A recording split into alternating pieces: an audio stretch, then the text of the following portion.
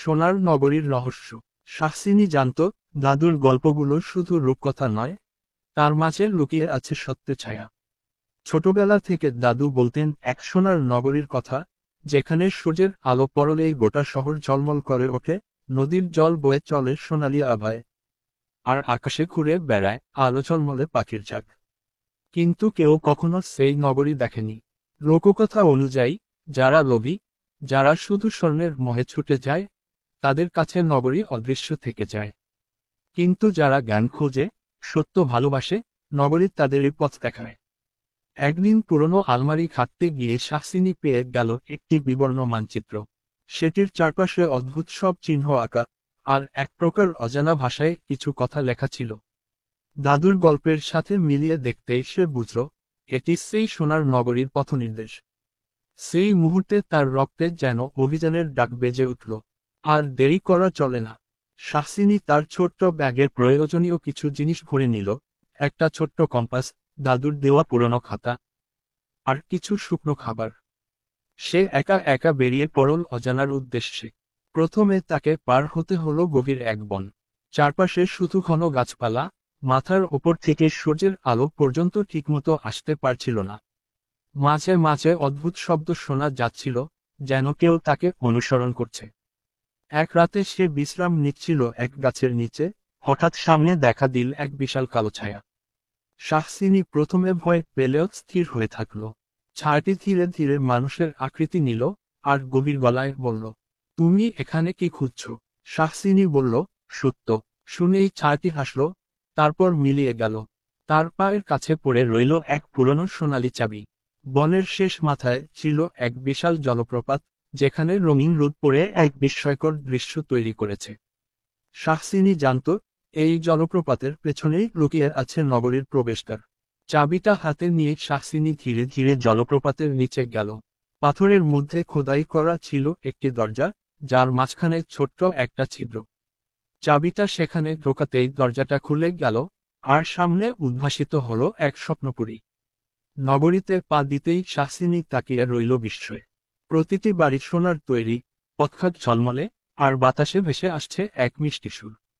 এখানে মানুষদের চোখে ছিল এক অদ্ভুত শান্তি, যেন তারা যুগ যুগ ধরে কোনো মহাসত্যের রক্ষক। শাহসিনীকে দেখে এক বৃদ্ধ এগিয়ে এলেন। তিনি বললেন, তুমি এখানে আসতে পেরেছ কারণ তোমার হৃদয় লোভী নয়। কিন্তু তুমি কি সত্যিই জানো, এই নগরীর মূল্য কি? শাহসিনী বলল, আমি জানতে চাই। বৃদ্ধ হাসলেন। তিনি শাহসিনীকে নিয়ে গেলেন নগরীর কেন্দ্রস্থলে, যেখানে একটি বিশাল দীপ্তিময় পাথর রাখা ছিল। এটি প্রজ্ঞাশীলা। এটি শুধুমাত্র তাদের জ্ঞান দেয়, যারা সত্যিকার জ্ঞানপিপাসু। কিন্তু একবার যদি তুমি এ থেকে শিক্ষা গ্রহণ করো, তোমাকে পৃথিবীতে ফিরে গিয়ে সেই আলো ছড়িয়ে দিতে হবে। শাহসিনী বুঝতে পারল, এই নগরী ধনসম্পদের নয়, এটি জ্ঞানের আধার। এখানে এসে মানুষ শিখতে পারে, তারপর আবার ফিরে গিয়ে সত্যের আলো ছড়িয়ে দেয়। সে কি এখানেই থেকে যাবে, নাকি ফিরে গিয়ে এই জ্ঞান দুনিয়ার বুকে ছড়িয়ে দেবে? শাহসিনী সিদ্ধান্ত নিতে একটু সময় নিল, তারপর শান্ত গলায় বলল, আমি ফিরে যাব, কিন্তু আমি এই আলোকে আমার হৃদয় নিয়ে যাব। বৃদ্ধ মাথা নেড়ে হাসলেন, আর নগরীর আকাশে একঝাঁক সোনালি পাখি উড়ে গেল, নতুন সূর্যোদয়ের বার্তা নিয়ে। রাজকুমারীর অনুসন্ধান। অরুণ রাজ্যের রাজকুমারী সায়রা ছিলেন বুদ্ধিমতী, সাহসী ও করুণাময়ী। তিনি নিয়মিত রাজ্যের সাধারণ মানুষের পাশে দাঁড়াতেন। কিন্তু একদিন, এক রহস্যময় রাতে, রাজপ্রাসাদ থেকে তিনি নিখোঁজ হয়ে গেলেন। রাজা ও রানী সারা রাজ্যে খুঁজেও তার কোনো সন্ধান পেলেন না। কেউ বলল, তাকে অপহরণ করা হয়েছে, কেউ বলল, হয়তো কোনো গুপ্তশত্রু তাকে লুকিয়ে রেখেছে। তখনই সামনে এলেন এক তরুণী যোদ্ধা, মায়রা। তিনি ছিলেন রাজপরিবারের বিশ্বস্ত রক্ষী এবং রাজকুমারীর সেরা বন্ধু। তিনি প্রতিজ্ঞা করলেন, সায়রাকে খুঁজে বের করতেই হবে, যে কোনো মূল্যে। এক বৃদ্ধ জাদুকর জানালেন, সায়রাকে দেখা গেছে উত্তর দিগন্তের কালো পর্বতের দিকে যেতে। সেখানে বাস করে এক ভয়ঙ্কর জাদুকরী নিশাচন্দ্রিকা। মায়রা রাজা থেকে অনুমতি নিয়ে একদল বিশ্বস্ত যোদ্ধা নিয়ে যাত্রা শুরু করলেন। পথে তারা পেলেন এক পুরানো পাথরের ফলক, যেখানে লেখা ছিল, 3টি পরীক্ষার মধ্য দিয়ে গেলে পথ খুলবে সত্যের দ্বার। তারা পৌঁছালো এক অন্ধকার বনে, যেখানে কেউ প্রবেশ করলে ফিরে আসতে পারত না। পথ ছিল বিভ্রান্তিকর, আর গাছের ফাঁকে ফাঁকে দেখা যাচ্ছিল অদ্ভুত ছায়ামূর্তি। হঠাৎই তাদের আক্রমণ করল ছায়ার দানব। কিন্তু মায়েরা সাহস হারালেন না। তিনি বুঝতে পারলেন, দানবরা ভয় পায় আলোকে। যোদ্ধারা মশাল জ্বালিয়ে এগিয়ে গেল, আর দানবেরা ছায়ার মতো মিলিয়ে গেল। এক বিশাল সেতুর সামনে দাঁড়িয়ে রইল তারা। সেতুর রক্ষক ছিলেন এক বৃদ্ধ, যিনি বললেন, যদি উত্তর দিতে পারো তবে পার হবে, না হলে নিচে গভীর খাদে পড়ে যাবে। ধাঁধাটি ছিল, যা ভাগ করলে বেড়ে যায়, আর না দিলে হারিয়ে যায়, সেটি কি? মায়েরা চিন্তা করলেন, তারপর বললেন, ভালোবাসা। সঙ্গে সঙ্গে সেতু আলোকিত হয়ে উঠল, আর তারা এগিয়ে যেতে পারল। সবশেষে তারা পৌঁছালো এক বিশাল পাথরের দরজার সামনে, যেখানে লেখা ছিল, শুধু সত্যের শক্তি এই দরজা খুলতে পারবে। মায়েরা বুঝতে পারলেন, রাজকুমারীকে বাঁচাতে হলে ভয় জয় করতে হবে। তিনি জোরে বললেন, আমি ভয় পাই না, আমি সত্যের পথে এগোব। এক মুহূর্তের মধ্যেই দরজা খুলে গেল, আর তারা ঢুকে পড়লেন জাদুকরীর গোপন দুর্গে। ভেতরে বন্দী ছিলেন রাজকুমারী সায়রা, আর সামনে দাঁড়িয়ে ছিল জাদুকরী নিশাচন্দ্রিকা। তিনি বললেন, সায়রার রাজ্যে আমি কেবল এক অনামা ছিলাম, কিন্তু সে আমার শক্তি কেড়ে নিয়েছিল। এবার আমি বদলা নেব। মায়েরা লড়াই শুরু করলেন, কিন্তু নিশাচন্দ্রিকা অতি শক্তিশালী। ঠিক তখনই সায়রা বলে উঠলেন, শক্তি দিয়ে নয়, হৃদয়ের সাহস দিয়ে জয় করা যায়। তার কথায় জাদুকরী বিভ্রান্ত হল, আর মায়েরা তার তলোয়ার দিয়ে এক আঘাতে তার জাদুর পাথর ভেঙে ফেললেন। নিশাচন্দ্রিকা মুহূর্তেই দুর্বল হয়ে গেলেন, আর তার জাদুর শক্তি ধ্বংস হয়ে গেল। সায়রাকে উদ্ধার করে তারা রাজ্যে ফিরে এল। রাজা ও রানী আনন্দে কেঁদে ফেললেন। রাজ্যবাসী উল্লাসে মেতে উঠল। মায়েরার সাহসিকতার জন্য তাকে রাজ্যের প্রধান রক্ষীর দায়িত্ব দেওয়া হলো। সায়রা শপথ নিলেন, তিনি রাজ্যের প্রতিটি মানুষের পাশে থাকবেন, যাতে কোনো অন্যায় আর না হয়। এভাবেই শেষ হল রাজকুমারী সায়রার রহস্যময় হারিয়ে যাওয়া এবং মায়েরার দুঃসাহসিক অনুসন্ধান। আলী বাবা ও 40 চোর। একসময় পারস্যের এক শহরে আলী বাবা নামের এক গরিব কাঠুরে বাস করত। সে ও তার বড় ভাই কাশিম দুই ভাই ছিল, কিন্তু কাশিম ছিল ধনী এবং লোভী, আর আলী বাবা ছিল সৎ ও পরিশ্রমী। একদিন আলী বাবা জঙ্গলে কাঠ কাটতে গিয়ে দেখতে পেল 40 জন ডাকাত একটি গুহার সামনে এসে দাঁড়িয়েছে। তাদের নেতা উচ্চস্বরে বলল, খুল যা, সিম। অবাক হয়ে আলী বাবা দেখল, পাহাড়ের পাথরের দরজা খুলে গেল, আর ডাকাতরা ভিতরে প্রবেশ করল। কিছুক্ষণ পর তারা বেরিয়ে আবার বলল, বন্ধ হ, সিম, আর দরজা বন্ধ হয়ে গেল।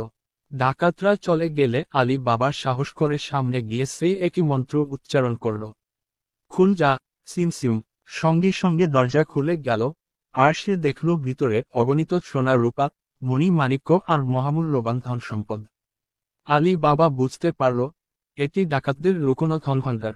তবেই সে খুব লোভী না হয়ে শুধু সামান্য কিছু স্বর্ণমুদ্রা নিয়ে নিজের ঝুলিতে ভরে বাড়ি ফিরে এল। আলী বাবা তার স্ত্রীকে সব জানালো, কিন্তু তার বড় ভাই কাশিম খবর পেয়ে ঈর্ষায় পড়তে লাগল। সে আলী বাবার কাছে গুহার গোপন মন্ত্র জেনে নিল এবং পরদিন একা সেখানে গেল। কাশিম লোভের বশে এত বেশি ধনসম্পদ সংগ্রহ করল যে গুহা থেকে বের হওয়ার সময় দরজা খোলার মন্ত্র ভুলে গেল। কিছুক্ষণ পর ডাকাতরা ফিরে এসে তাকে ধরে ফেলল এবং হত্যা করল। ডাকাতরা জানতে পারল, তাদের ধনভাণ্ডারের গোপন তথ্য ফাঁস হয়ে গেছে। তারা খুঁজতে খুঁজতে আলী বাবার বাড়ির সন্ধান পেল এবং প্রতিশোধ নিতে পরিকল্পনা করল। ডাকাতদের নেতা এক বুদ্ধি আঁটল, সে ও তার দল 40টি বড় তেলের কলসে, মটকা, লুকিয়ে আলী বাবার বাড়িতে ঢুকবে। পরিকল্পনা অনুযায়ী এক ডাকাত আলী বাবার বাড়িতে তেল বিক্রেতা সেজে উপস্থিত হল, আর বাকি ডাকাতরা কলসের ভেতর লুকিয়ে ছিল। কিন্তু আলী বাবার বুদ্ধিমতী দাসী মর্জিনা কৌশল ধরে ফেলল। সে এক একটি কলস খুলে ফুটন্ত তেল ঢেলে সব ডাকাতকে মেরে ফেলল। পরের দিন সকালে আলী বাবা জানতে পারল, মর্জিনা তার জীবন বাঁচিয়েছে। কৃতজ্ঞ হয়ে সে মর্জিনাকে নিজের পরিবারের একজন সদস্য হিসেবে গ্রহণ করল। গল্পের শিক্ষা: সাদা চেক মার্ক বোতাম অতিরিক্ত লোভ মানুষকে ধ্বংসের দিকে নিয়ে যায়। সাদা চেক মার্ক বোতাম সততা ও পরিশ্রম সবসময় পুরস্কৃত হয়। সাদা চেক মার্ক বোতাম বুদ্ধিমত্তা ও সাহস বিপদের হাত থেকে রক্ষা করতে পারে। বাগদাদ নগরীতে এক গরিব মালবাহী ব্যক্তি হিন্দুবাদ একদিন এক ধনী ব্যক্তির প্রাসাদ দেখে অবাক হয়ে জানতে চাইল, কিভাবে সে এত সম্পদশালী হল। সেই ধনী ব্যক্তি নিজেই ছিলেন সিন্দাবাদ, এবং তিনি হিন্দুবাদকে নিজের জীবন কাহিনী শোনালেন। প্রথম অভিযান, দৈত্যাকার সাপের দ্বীপ। সিন্দাবাদ একদল নাবিকের সঙ্গে সমুদ্রে পাড়ি জমায়। কিছুদিন পর তারা একটি সবুজ দ্বীপ দেখে সেখানে নেমে পড়ে। সবাই আনন্দে ঘুরতে থাকে, কিন্তু হঠাৎ দ্বীপটি নড়তে শুরু করে। সত্যি বলতে, এটি কোনো দ্বীপ ছিল না, এটি ছিল বিশাল এক জীবন্ত তিমি। তিমিটি নড়তেই অনেকে পানিতে ডুবে যায়, আর সিন্দাবাদ কোনোভাবে কাঠের ভেলায় চড়ে প্রাণে বাঁচে। পরে এক রাজ্যের লোক তাকে উদ্ধার করে। দ্বিতীয় অভিযান, রূপদ্বীপ ও ভয়ঙ্কর পাখি।